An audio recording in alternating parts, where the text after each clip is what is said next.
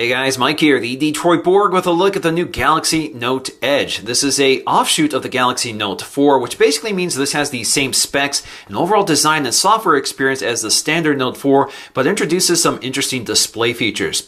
So this is called the Note Edge because it has an edge display. Basically, the edge of the display wraps around the right edge of the phone. So this edge display gives you a separate area for some software features, which we'll explore in this video. Now, of course, we still have an S Pen with all the same software features of the standard Note 4. On the back, we have a 16 megapixel camera with optical image stabilization and 4K video recording, along with a heart rate monitor and UV sensor right below that. On the front, we still have a home button integrating the fingerprint sensor, and internally we're powered by a Snapdragon 805 clocked at 2.7 gigahertz with 3 gigs of RAM, 32 gigs of internal storage, and an Adreno 420 GPU. Now, we have a slightly smaller battery here. This is at 3,000 milliamp hours versus 3,220 milliamp hours from the standard Note 4. All right, so let's go and crack into my example of the Note Edge, which is supplied by AT&T, which unfortunately eliminates the Samsung packaging here. So let me go and slice into this. All right, so lift the lid and we have some paperwork, a quick start guide.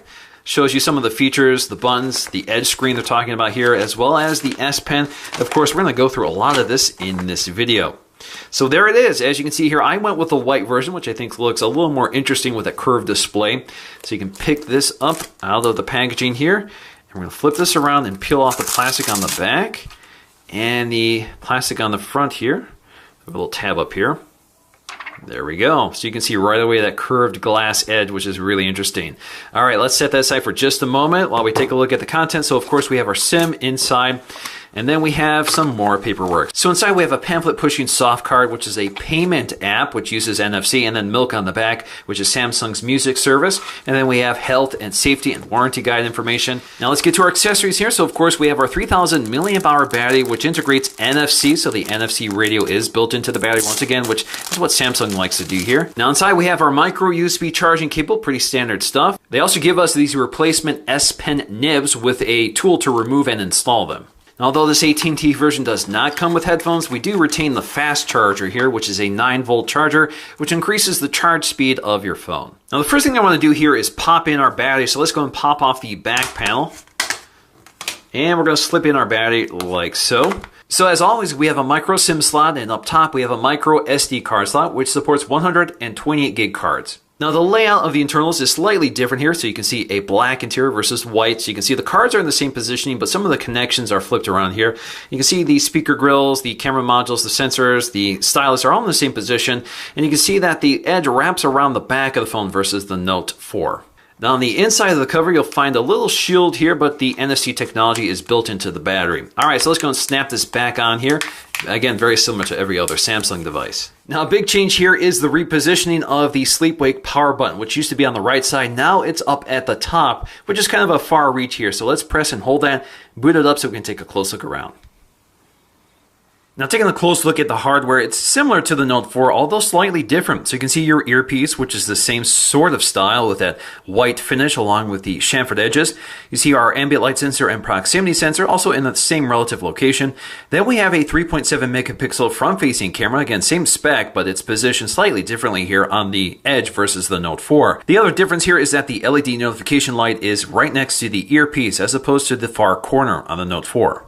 Down below, we have the same fingerprint scanner built into the home button, along with these off-screen Android keys, which are backlit. Now, the backlighting on the Note Edge does seem to be a bit more yellow than the one on the Note 4. Now, the volume controls on the left side are in the same position, but the design is a little different here on the Note Edge, so you can see that this is a simpler design versus the recessed design on the Note 4. Now, as you can see with the Note 4, they have indents on both the left-hand and right-hand side of the device, but that is gone here on the Note Edge. Now, on the right-hand side, you have your sleep-wake power button on the Note 4, which has been eliminated on the Note Edge. That has been repositioned toward the top. So you can see toward the top, things have been repositioned here for the Edge display, along with that sleep-wake power button. We have a headphone jack that's farther toward the corner, and then we have an IR LED blaster right next to the microphone. Now, if you look closely here, both phones have a metal frame, but the difference here is that the Note 4 has a polished chamfered edge on the back of the metal frame instead of just the front like on the Note Edge. The Note Edge paints the back frame, unfortunately, so you lose some of the jewelry effect of that metal design. Now on the back, you can see the camera modules are identical, 16 megapixels with optical image stabilization, good for 4K video recording. And then we have our heart rate monitor, UV sensor, and LED flash.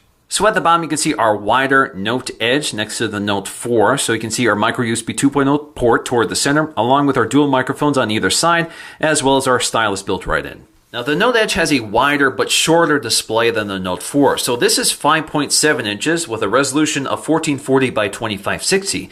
This is 5.6 inches with a resolution of 1600 by 2560. Now if you subtract the Edge display, you still have a 1440 by 2560 display over 5.6 inches, but with that Edge display, you're up to 1600 by 2560. So that gives us a higher pixel density on the Note Edge at 524 versus 515. Now this Edge display does mean we get a different design for the user interface. So you can see one thing here is that they've eliminated the dock along the bottom of the screen. Instead, all of your apps are now on the Edge display, which also means you can fit a lot more on it. So for example, you can see all my foldered Google items, which expand out when I tap on it.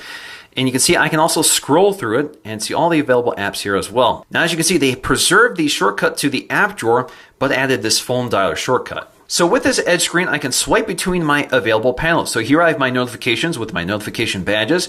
I can swipe here to see my recent apps. So I can tap on any one of these to launch into my recent apps. And when I swipe back here, you can see the active app highlighted. So I can jump to Ask.fm, jump back to Studio, and it's pretty quick as well. And I can scroll through all my available open windows. So you can see that this duplicates the same functionality of the recent apps button here, but this seems to be a little quicker, and it definitely is quicker to access from the Edge screen. And that also means I can do this from the lock screen again. So if I go to the lock screen, I can swipe to my recent apps here, tap on that, and unlock takes me right to that app. Now, if you swipe down on the Edge panel, you get to these quick widgets. So for example, one of them is a ruler. So it's a 4-inch ruler, which you can adjust to centimeters if you prefer. You also have a stopwatch, so you can start timing, you can lap it, you can stop it, and that sort of thing. It's basically using the stopwatch app that comes with your Samsung phone. We also have our LED light. So if you want to turn on our back LED light as a flashlight, you can do that from this panel as well. Close it out when you're done. We also have our voice recorder here. So if we start recording, you can see it kind of flickers as it hears audio. So it's indicating that it's picking up audio. So as I stop talking, it stops flickering. You can pause it, resume it, and that sort of thing. And as you can see, you can also get your notifications that pop up here over that panel. So instead of receiving your notifications from the drop-down shade up here, you can receive them here as well. Now to get to settings for the Edge screen, just swipe up and tap the settings icon, and it takes you to your manager here. So you can see we have several options here. So we have manage panels, express me, information stream, night clock, personal message, and rotate 180 degrees. So let's talk about manage panels. So this is where you can add or remove panels from your Edge screen. You can see there's a lot to pick from. A lot of them came pre-installed. Now I installed one of them which did not come pre-installed, and that is this recent apps one. So this task manager here. So you can download this one from the store. So it takes you to the store where you can purchase these or download these. They're all free right now. Now if you're not sure what each one of these panels are, you can take out your S Pen and just hover the tip over them, and it'll give you a little description. Now, if you see these little icons toward the bottom, that just means these are customizable. And if you want to uninstall or reorder them, you have your options up here. Now, it's important to keep in mind the order of your Edge screens, because the first item here acts as the home screen for your Edge screens. So you can tap and hold on these and reposition them like so. Whatever is first becomes your home screen. So that means if you swipe to one of the other screens and press the home button, it jumps back to the main one. Now, my 3 favorite Edge panels, the ones I keep active, includes this favorites app. So this is all my favorites. Basically, all my home screen apps are in this bar. So instead of having apps on my home screen, they're always present on this bar, which is very useful. We also have briefing, which shows you all your notification badges, which is very handy. And then you have your task switcher. So this will show you all your recent apps, and you can quickly launch them from this screen. So you can see I have all my favorite apps on my Edge screen instead of my home screen, which means I no longer have to snap back to my home screen to access my favorite apps, which is very useful. So for example, if I'm in my Chrome browser here, so this means I can swipe back here to get to my favorite apps to launch any of them. So that means I don't have to jump back to my home screen or find where those apps are. I can just swipe in from the Edge to find all my favorite apps, which again is very useful. Now this is customizable, so you can select exactly the apps you want. So for example, if I want my Nest app in here as well, I can just drag and drop it and place it like so, or I can reorder them.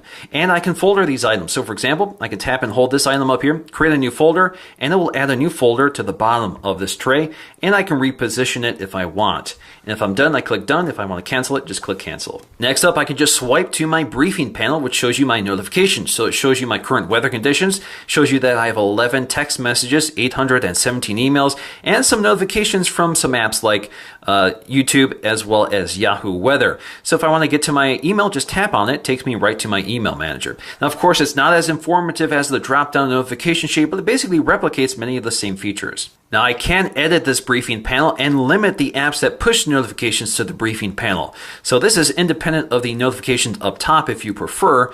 So for example, if you want to uncheck some of these, you can, and you can also turn off your weather information if you prefer. And the other panel I really like here is Task Manager, so I can see all my recent apps. So you can see right now I'm on the home screen, which is highlighted. I can jump to Settings. I can swipe in again to get to Chrome, swipe up to select one of the other apps here. So I can select Facebook, the weather, briefing, Gmail, etc. So again, very quick access to your recent apps, which I really like. Now you can also tap up here to get to your application manager to end specific apps or end all apps. That basically replaces the same feature that's also built into the recent apps launcher here, such as swiping to close or close all. Now you can use the S Pen with the side screen here, and one of the neat features is with the Task Manager, so you can hover the tip of the pen over one of these items and it will expand out to show you a preview of that window, which is kind of nice. Now the edge display does disappear when it's not in use. So for example, when you're within an app here, it disappears. And if you re-invoke it and tap the app again, it does disappear and hide away. All you have to do is swipe to get access to it and swipe between your available panels here. So generally speaking, I actually find this app very useful. You have quick access to all your favorite apps, your notifications, and your recent apps with one swipe of your thumb, all within thumb reach, which is really nice on a phablet phone like this where it's hard to reach certain things. Now if you're left-handed, all you have to do is flip the phone upside down. It repositions the display and the icons for you on the left-hand side, and you can swipe up here to get quick access to these virtual controls for back, home, and recent apps. And they work the same, so you can tap your recent apps, tap and hold to get to Google Now, and that sort of thing. Now you do have to enable this under Settings, so you can enable 180-degree rotation right here. Now, unfortunately, these virtual controls do get in the way, but you can minimize them and expand them as needed. Now, there is some degree of palm rejection here, so you can grip the phone without activating any of these features along the side. So you have to be pretty intentional here, and you have to tap farther in on the screen before it activates. So, for example, I'm tapping alongside this icon here along the edge. It's not activating, but if I tap toward the top, it activates. So you can see they are thinking about this in terms of palm rejection. Now there's a lot of customization options under ExpressMe. So this allows you to customize the wallpaper and the message on the side screen. Right now it's defaulted to just a message along with a translucent background, so it picks up on the wallpaper that's on your home screen or on your lock screen. So you can go here to edit. So you can edit the image of the background here. So you can select one of the other ones that come pre-installed or one of the photos you've taken with your camera. So let me go ahead and just select this one here. So you get this little cropping tool here, and you can move the image around and crop the part of the image you want. You can also apply effects such as sepia, fade, and that sort of thing. So lots of effects you can apply. So if we click done, we can save as new or replace the existing one. So if you go to our lock screen now, you can see we have a custom wallpaper here. Now you can customize the text to whatever message you want, or you can use handwriting instead. So I can handwrite a message instead and just fill up the panel as I want by scrolling around like so until I'm at the edges. And you get the idea here. Click done and save it, and it will apply to your lock screen. Now we have several other wallpapers to pick from. One of them is static and another one is animated. So if you select this and edit it, you can see exactly how it works here. So again, like the others, you can change your text message, you can use handwriting, you can change the background image, and you can apply effects here. Now, Information Stream is a way of editing the briefing panel as well as some of the newsfeed panels which are available, such as Yahoo Finance and Yahoo Sports. And you can edit exactly what appears in those feeds as well. So, for example, under Finance, you can add stock prices you may want to follow. And under Yahoo Sports, you can add certain leagues such as MLB, NBA, NFL, NHL, Bundesliga, and more. So if you want those Yahoo news panels, you just have to enable them. They're available right here. So you have Yahoo Sports and Yahoo News and some other options. Now we also have our night clock, which will turn the edge display into a nighttime clock. So it'll show you the time, date, weather conditions, and your pending notifications.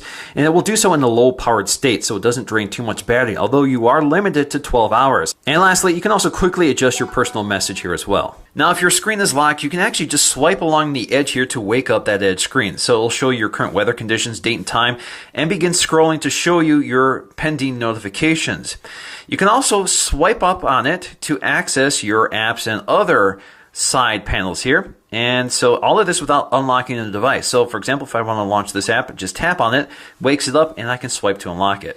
Now, the Note 4 and Note Edge do feature most of the same software experience, but there are some changes to accommodate the Edge display.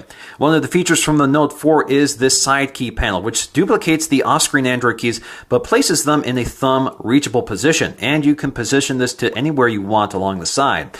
Now, with the Note 4, you can position this on either the left-hand or right-hand side, but unfortunately, with this phone, because you have your Edge display, you cannot drag and drop it to the side with the Edge display. Now, that pretty much renders this feature unusable because you're intended to have your thumb on this side of the device. Now, like the Note 4, you can window some apps just by swiping in from the corner, but the difference with the Note Edge is that you can't swipe in from the side with the Edge display. So, for example, on the right side here, I can't swipe in to activate that window mode. Now, we still have one-handed mode, just like we do on the Note 4, which can be evoked on either the left-hand or right-hand side by swiping in and out from the midpoint on either the left-hand or right-hand edge. And you can see here, it does retain the side screen along the side here, which you can scroll through. Now, most apps ignore the presence of the Edge screen and don't utilize it, except for certain Samsung apps, such as the camera app. So you can see you can take your photograph, you can record video, you can select a different mode. You can select your HDR mode, switch between the front-facing and rear-facing camera, and jump to settings. So again, it does take nice advantage of the separate real estate instead of filling up your screen with lots of controls. Now, in terms of size, the Note Edge is a bit shorter, so it's 151.3 millimeters versus 153.5. It's also wider, 82.4 millimeters versus 78.6, but it is slightly thinner, 8.3 millimeters versus 8.5 millimeters. And with that smaller battery, it's also lighter at 6.14 ounces versus 6.21 ounces. Now, if you want to know everything else about the Note Edge, please check out my full Note 4 review. It's an extensive overview of benchmarks, camera performance, and all the software features that are available. I'll post a link in the description below, so please check that out. So after using this phone with the Edge screen, I finally understand why this is useful, because it acts as a separate piece of real estate that is more ergonomic to use because it's toward the edge and toward the right where your thumb lies. So you can get quick access to a lot of features with the right software and right settings. I'm definitely impressed overall with this.